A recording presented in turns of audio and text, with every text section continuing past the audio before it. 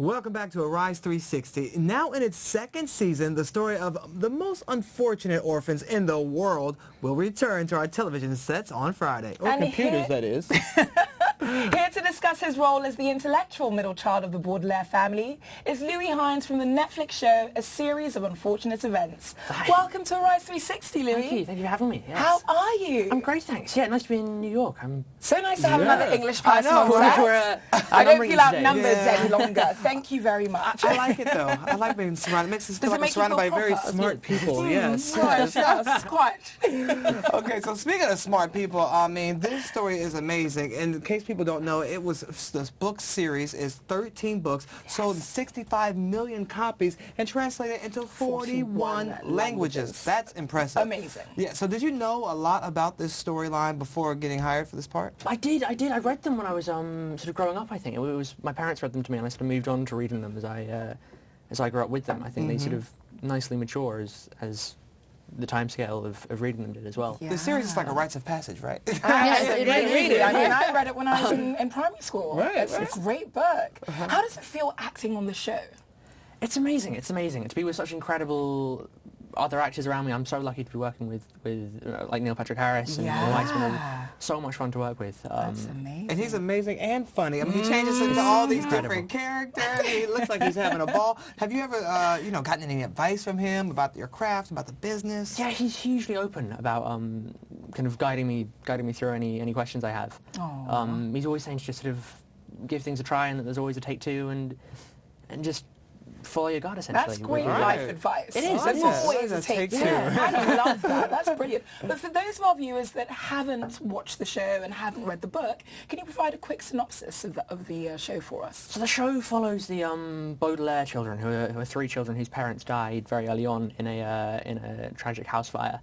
And from there, they are sent to live with their strenuous relative, Count Olaf. And it's sort of the trials and tribulations from there. He's trying to get their fortune, essentially. Is the end game.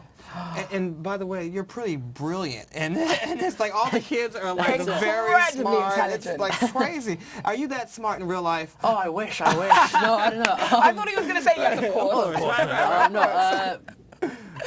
No, I don't know. I'd like to try hard in school and try and get an education at some point, but You're not MacGyver coming up with these inventions. I wouldn't say that.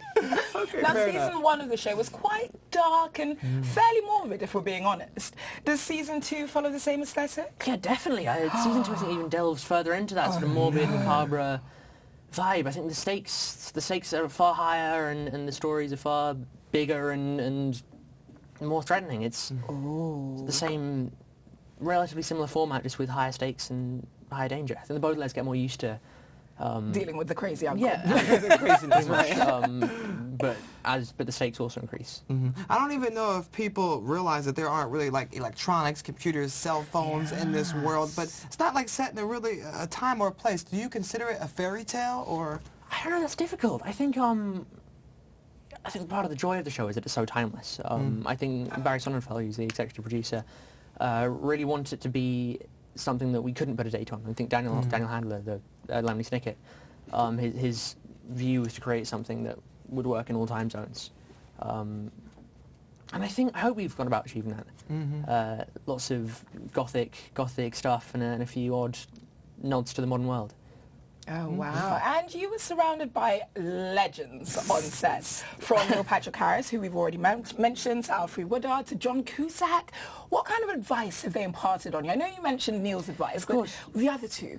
Yeah, they again, just to follow your instincts, really.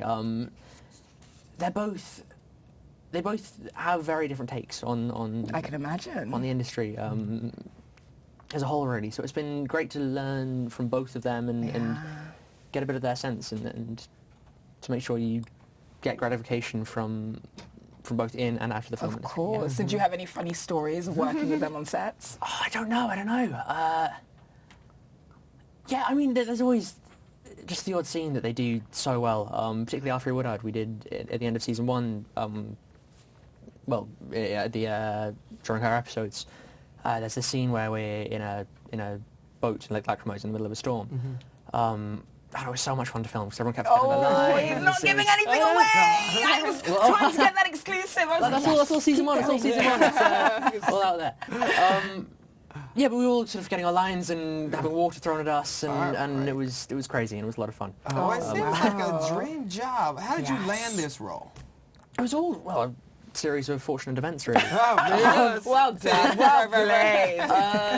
Yeah, just lots of, I think I went to the original audition and then from there it just sort of fell into my lap, if I'm honest. I was really lucky, really, really lucky. Okay. Yeah, and it's been such a fun Well, opportunity. it can't just all be luck. Right, There right. must be a lot of hard work because this is a Definitely, big show. It's a lot of challenge and it's difficult being away from home and we're filming in Vancouver. And working with a 2-year-old, of course, is Oh my challenging at goodness. times, but also incredibly rewarding. She's so cute and smart in her own right. She's intelligent too. Even though she can't speak Exactly. any languages right now. A lot of high-pitched sounds. Now, you mentioned being away from home. What is it like, not only being a travelling actor, but also being away from your friends? What do they think of your success? They're so supportive. They've been so supportive. And I always, if I ever get home for a couple of months in between things, they're always there for me, and I'm really lucky to have found a group of people that are supportive and kind. Yeah. And do you still go to regular school, or are you homeschooled? How does that work, and how do you balance the work-life balance? Yeah, I still go to a normal school, normal curriculum, and my teachers are sending out work from the UK for me to do in Vancouver. And Netflix, I've got some exams coming up. Well, that's like the best excuse. You're not like, I'm I'm out sorry, filming I a can't do television the show. exam. I'm famous. No. Do you ever use the excuse? You know, normal kids say, oh, the dog ate my homework. And you're kind of like, I'm sorry, I didn't have time. I was meeting Denzel yesterday. No, I wish I could. I'm trying to power on through, but yeah. Oh, amazing. So if you were to give advice to someone around your age that's looking to break into the industry, what would you tell them? I think it's just a case of just keeping on trying. It's incredibly difficult, I think, to break into. I was incredibly lucky with the way things happened. But it's just a case of doing as much acting as you can, I think, just for fun. And if you enjoy it enough, Just being as resilient as possible, really. Well, more just if you do it, if you enjoy it and just do it because you love doing it. If it's meant to be, it'll happen, I think. Yeah. So when you aren't acting, what do you enjoy doing? Wait, I hear you play a bass guitar. I do. That's impressive. A bit of bass guitar, a bit of guitar. Okay. Yeah, there's nothing I find more relaxing, if I'm honest, than just music in general, listening to it, playing Oh, it, wow. jamming. It's great. It's great. So any plans on moonlighting as a musician in the I future?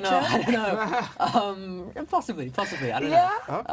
I haven't really made any big decisions about that. But, Why not? we'll Go see. for it. Why not? Exactly. Yeah, Like Neil why not? Patrick Harris said, there's always a second take. There's always take two, exactly. Yes. Amazing. So if you were to become a musician, what sort of genre of music would you be playing? Oh, I don't know. I've always loved sort of indie music. Yeah, that's difficult. Again, I haven't really put a huge amount of thought into it yet. But maybe in the future, we'll see. Well, before you go, would you like to give us any tidbits or spoilers for season 2? Yes, come on. What can we expect? What's going to be the big news? Well, something I really enjoyed doing in season 2 was Klaus gets to go in disguise in the 7th and 8th episode. That's a lot of fun doing a bit different that I don't think I'll really get a chance to do any other time. Okay. Yeah, but it's been a great project to work on, and Oh, great people. wow. And We'll be a lot looking of fun. forward to season 2. I can't wait to binge watch it. Absolutely. And don't you forget to binge watch a series of unfortunate events airing on Netflix now. Lucky for you, we have a clip. Take a look. Duncan! Isadora! Where are the answering? Maybe Olaf took them away when he set up this net, but we won't know for sure unless we go down there. We could use this net as a climbing wall.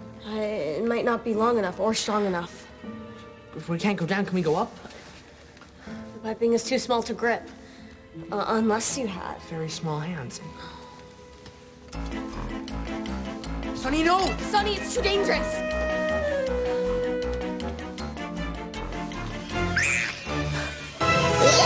Sonny, no! Sonny!